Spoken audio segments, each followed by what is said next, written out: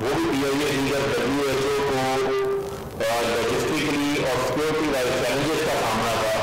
उस वक्त PIA ने 3 फ्लाइट जो है वो कमिट की, और हालिया दिनों में आपने देखा कि पहली फ्लाइट जो है वो मज़ार शरीफ में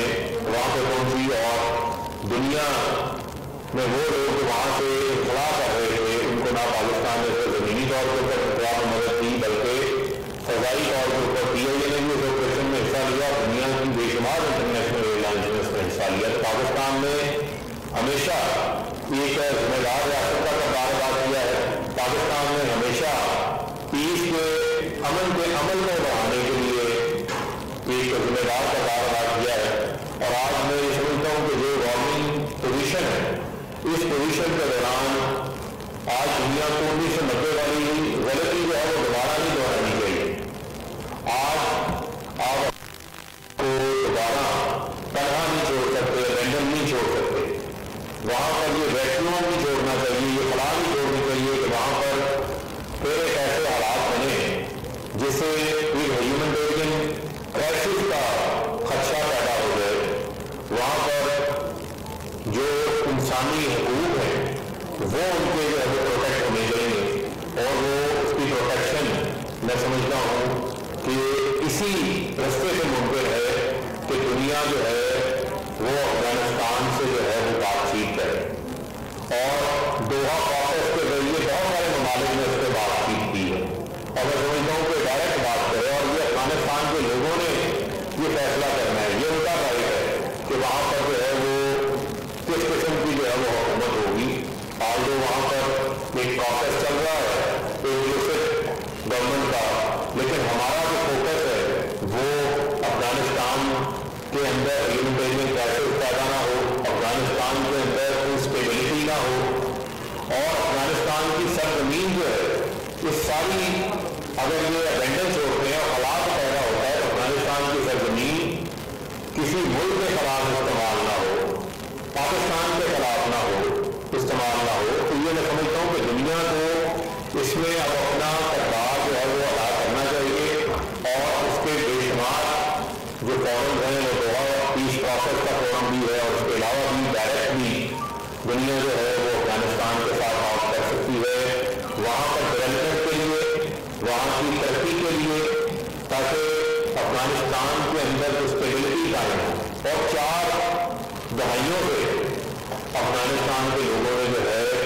इस जंग का 4 दहाइयों से ज़्यादा इस जंग का जो है वो सामना किया है, और बहुत ज़्यादा जो है वहाँ पर खून बहा। तो मैं समझता हूँ कि ये इंसानी हमदर्दी के तौर के ऊपर भी,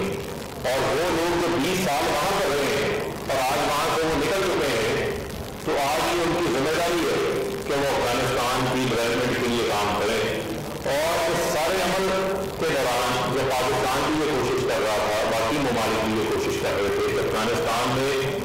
विफाल और काबुल हुआ, इससे कबल वहाँ पर एक ऐसी हुकूमत बन जाए जिसके ऊपर सबका एतमाद हो। लेकिन उस वक्त में सबसे बड़ा जो स्पॉइलर का किरदार अदा कर रहे थे वो भारत था, जो वहाँ पर रॉ की अमलदारी को बढ़ाकर अफगानिस्तान की सरजमीन को पाकिस्तान के खिलाफ इस्तेमाल कर रहा था, और इन्होंने अरबों डॉलर वहाँ पर जो है वो खर्च किए। आज जो है वो सफे मातम भी वहीं पर बैठा हुआ है। पाकिस्तान में, जिस तरह मैंने आपको पहले बताया, पाकिस्तान में महाजरीन को भी मेहमान नवाजी की, पाकिस्तान ने खुद भी जानों के नजराने पेश किए, अपनी इकॉनमी का भी नुकसान उठाया, हमारे अपने भी IDPs सामने आए। अब जब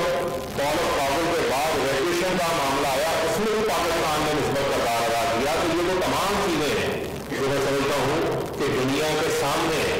इस मौका के ऊपर भी अगर मोदी सरकार जो भारत को प्रोपेगेंडा करता है, उनके पास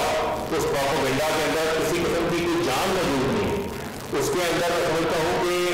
किसी किस्म का जवाब उनके पास मौजूद नहीं है। और पाकिस्तान की एम्बेसी तो आज भी वहाँ पर खुली हुई है, पाकिस्तान तो आज भी अफगानिस्तान के लोगों को अकोमोडेट कर रहा है। अगर वो अपना बोरिया बिस्तर समेट के रातों रात अगर वहाँ से कोई भागा है, तो वो आज मोदी सरकार है, वो भारत है जो वहाँ से निकला है। तो लिहाजा मैं समझता हूँ